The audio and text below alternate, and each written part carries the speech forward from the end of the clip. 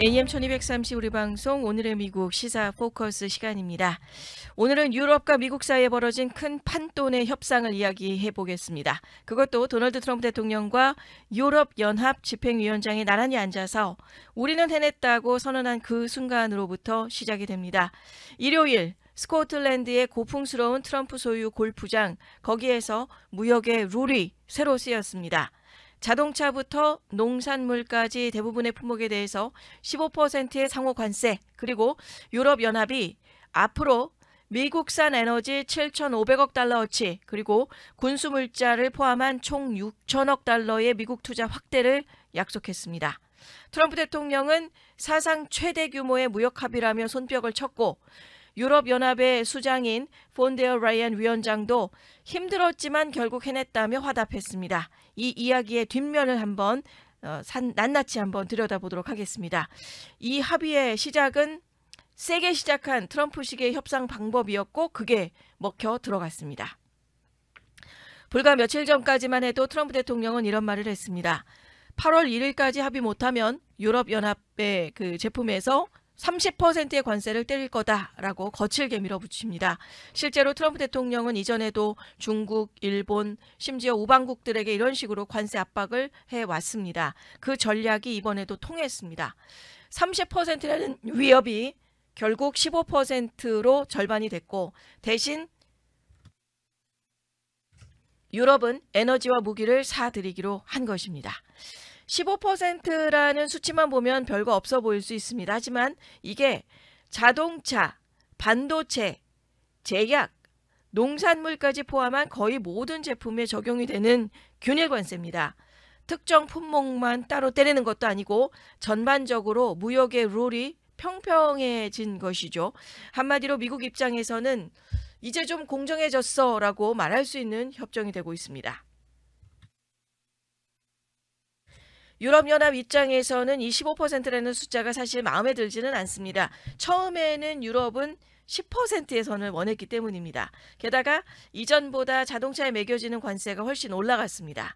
트럼프 대통령의 취임 전까지만 해도 미국은 유럽 자동차에 2.5%의 관세만 부과했었는데, 그런데도 유럽은 왜 이 합의에 응했을까요? 첫 번째, 더 큰 위협을 피하기 위해서입니다. 30%라는 관세의 칼날을 피하기 위해서 15%를 받아들인 것이고, 둘째, 에너지 안보와 미국과의 전략적인 협력도 그 계산 안에 들어있게 된다는 것입니다. 유럽연합은 앞으로 트럼프 임기 내내에 매년 2,500억 달러어치의 미국산 에너지, 즉 LNG나 셰일가스를 수입을 하기로 했습니다. 러시아산 가스를 줄이고 에너지의 다변화를 꾀하려는 유럽에게는 나쁘지 않은 선택일 수 있습니다.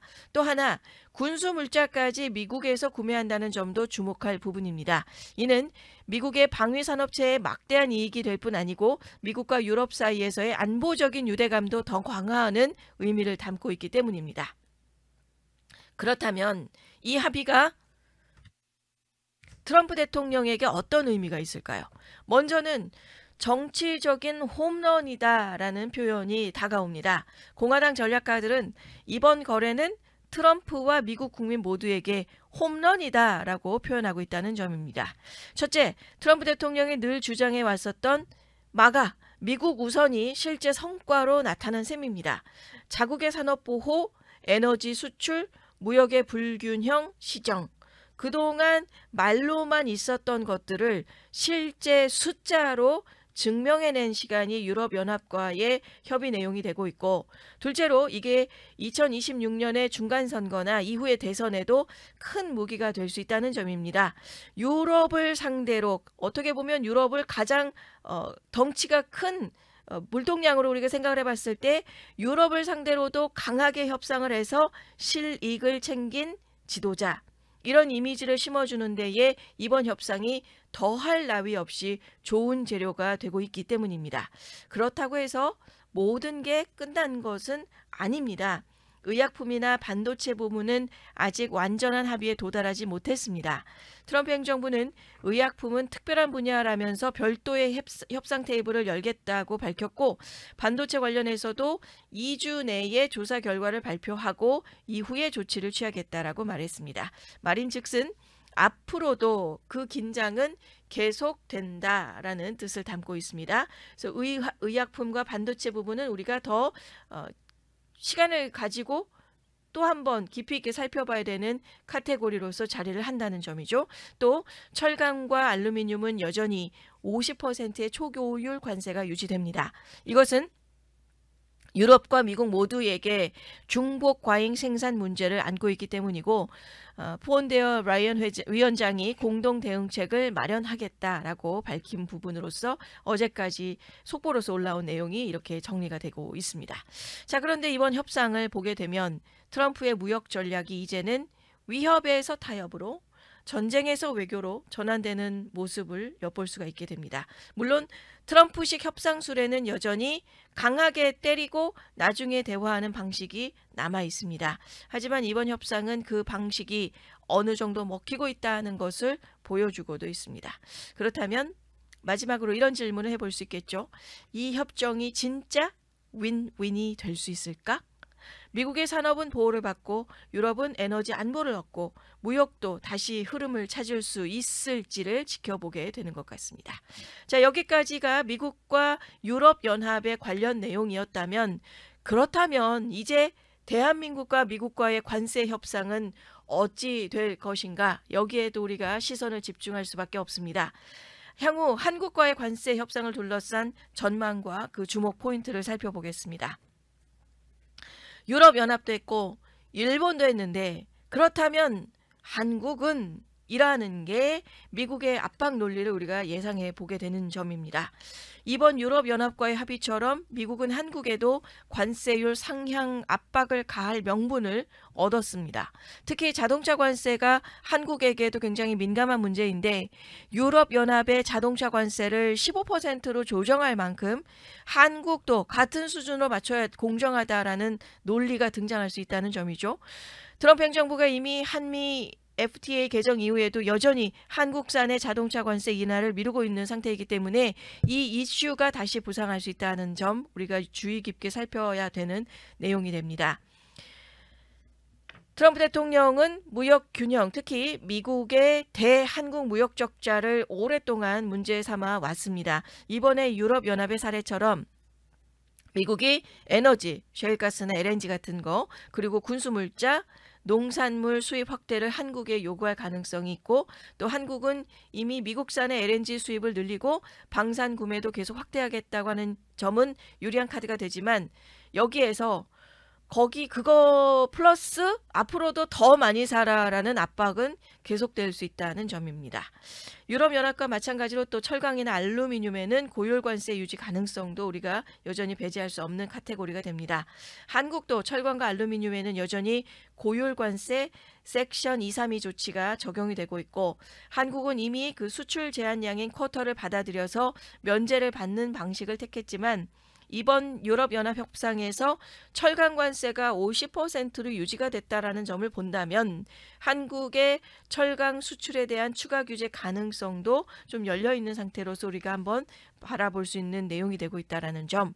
그리고 한국은 안보와 경제가 얽혀 있는 복합 관계로 인해서 미국과의 협상에서 일방적인 저항이 어렵다는 점입니다. 하지만 에너지의 수입 확대, 방위비를 분담하고 또 전략 물자를 공동 관리하는 등의 다양한 분야에서 패키지 협상을 통해서 실질적인 이익을 확보하고 관세 인상 압박을 흘려보낼 가능성도 우리가 생각해 볼 수 있다는 것입니다.